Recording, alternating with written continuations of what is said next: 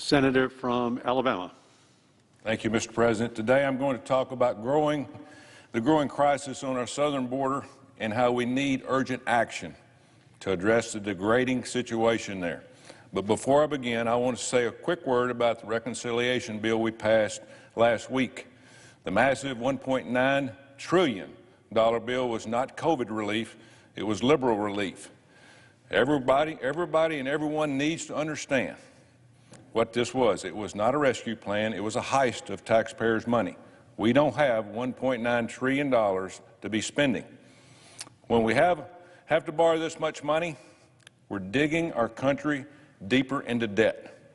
And with this massive spending bill, and we are borrowing our grandkids funds and are going to owe more and more countries like China. To keep up the money supply, we have to increase at such a rapid rate, it could potentially spark inflation. That means we could see the value of Americans' hard-earned dollars plummet. To further underscore that point, that means your money doesn't go very far. For the items that you buy, it's very expensive. All of this bogs down our economy and hinders future growth. What's more, this entire sham of a process was partisan. It was not about helping Americans, businesses, and communities recover from the pandemic. That much is clear only because 9% of the bill is going to COVID and health-related measures, and less than 1% is going to vaccines. The remaining 90% went to progressive wish list items and bailouts for poorly run states. Instead of ramming through non-COVID related spending, Democrats should have worked together with Republicans as a team to pass a bipartisan bill that actually makes lives better as we recover from this pandemic. We shared a goal of helping the American people, but the bill that was ultimately put forward failed to do just that. It's a shame. This is not how our country should be run.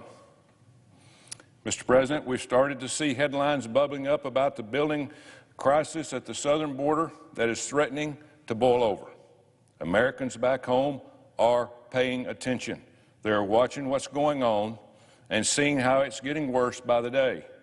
The saddest thing is that this was predictable and preventable. Protecting our border and cutting down illegal immigration matters to the people of Alabama and the rest of the country. Alabamans are law-abiding people. We play by the rules, and we expect others to follow them too. When people break the rules, they have to face the consequences, plain and simple. That's how our country should operate, by law and order. Enforcing the laws on our books cannot be optional. Sadly, this type of selective enforcement is exactly what President Biden has done during his short time in office. President Biden has put forward an immigration proposal that would completely upend our existing immigration policy and give out American citizenship like it's candy. But before that, he made sure to lay the groundwork with executive orders. President Biden quickly reversed many of President Trump's most successful border control policies with a stroke of his pen. And as Secretary of Homeland Security, whose department oversees immigration policy and border security, has made it clear he's not interested in enforcing existing laws. We've seen the dangerous effects of President Biden's policies already, and it's barely been 2 months. But we've also seen some mixed messaging. The same day President Biden issued an order that said building a border wall is, quote, waste of money that diverts attention from genuine threats to our Homeland Security, his Department of Homeland Security released official data that tells otherwise. In January 2021, U.S. Customs and Border Patrol Protection encountered approximately 78,000 illegal immigrants, a 6% increase from December 2020.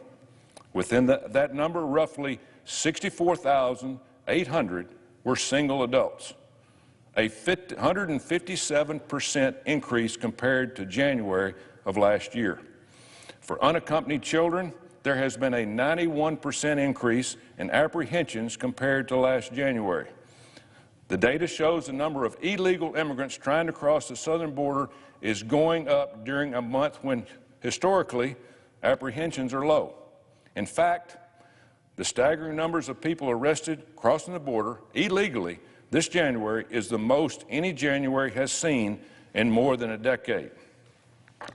In March 2020, President Trump invoked Title 42 along the southern border. That means that in the interest of public health, only essential travelers are permitted to enter the United States.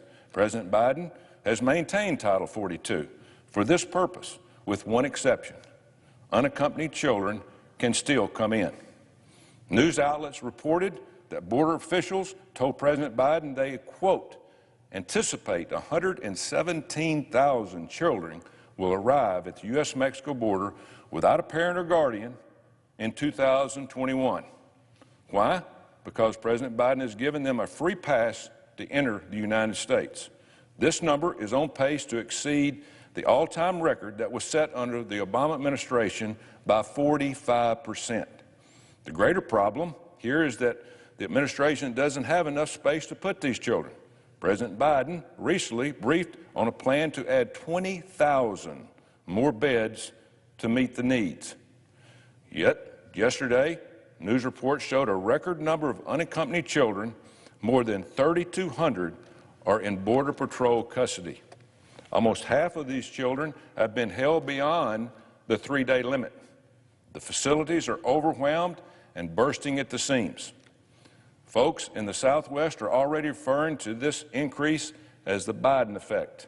And now, Secretary of Homeland Security Mayorkas has the gall to blame the current border crisis on the Trump administration. So why, then, does the Secretary think that new records are being set during the typical off months of January and February? I'll tell you why. It is a direct result of President Biden's ditching order, security measures, and sending come one, come all signal. President Biden decided to message to the world that our border is open. We shouldn't be surprised that people showed up. We all saw this coming, and we warned that reversing President Trump's policies would lead to a national security and humanitarian crisis. Mr. President, on top of all this, President Biden's administration is subjecting American citizens to more stringent standards to enter our country than they are with illegal immigrants. On January 26th, the CDC began requiring anyone flying into the United States, including American citizens, to provide evidence of negative COVID tests taken within 3 days of their flight. Makes sense. Migrants crossing our border are not subject to the same requirement. I sent a letter to Senator Mayorkas, Secretary Mayorkas, about this issue. I have not yet received a response. But media reports out of Texas seem to have already found the answer. As FoxNews.com reported, more than 100 illegal immigrants released by Border Patrol agents in Brownsville, Texas, in the last few weeks have tested positive for the coronavirus. So these folks can cross the border illegally and get tested by the city at the bus stop where the agents let them off. But the city has no authority to prevent them from traveling elsewhere, even if they test positive for COVID. How does that fit into President Biden's plan to bring our country out of this pandemic? American citizens have to prove they have a negative test to enter the country, but illegal immigrants do not. In a time when the virus is on the retreat, thanks in large part to vaccines developed and distributed by President Trump in Operation Warp Speed, we cannot afford to allow thousands upon thousands of illegal immigrants into the country, especially without screening for COVID. It's not only a reckless domestic security policy, it's a reckless health policy. We just spent $1.9 trillion because that is supposedly what the country needs to help get us past this pandemic. And we're going to let people into the country unchecked to potentially spread the virus. President Biden's policies at the border are reckless. The American people can see it for themselves, and the data proves how bad the situation has become in such a quick time. We can and should take positive, proactive, concrete steps to secure our border and strengthen our national security. There are two big items to address right away. Number one, we should maintain the Migrant Protection Protocols program. This system was put into place during the Trump administration to process migrant asylum claims at the border without releasing people into the United States. It requires that migrants remain in Mexico pending the completion of their case. And it was successful, hugely successful. The number of apprehensions along the border went down when people realized they couldn't just come walking into the United States.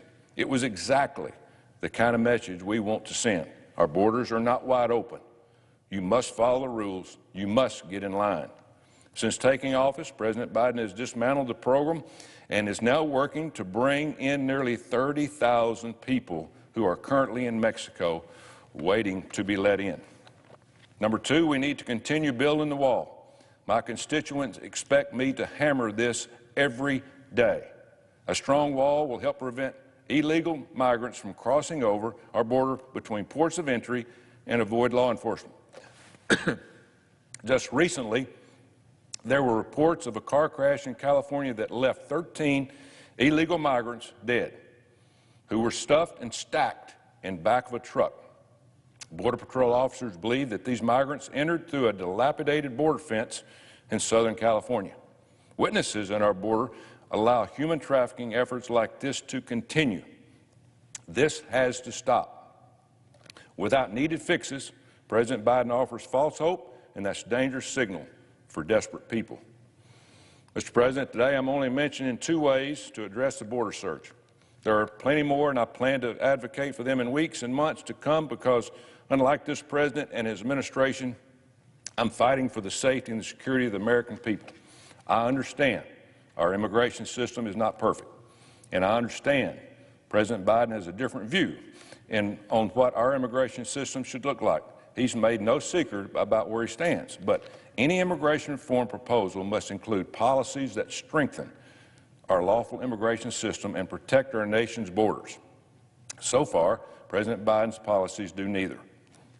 I can respect different visions for the future, even though I may strongly disagree with them. But what I and the people of Alabama will not stand for is a refusal to enforce the laws of today. It puts our country at risk and encourages migrants to seek dangerous paths to enter our country instead of the legal paths provided.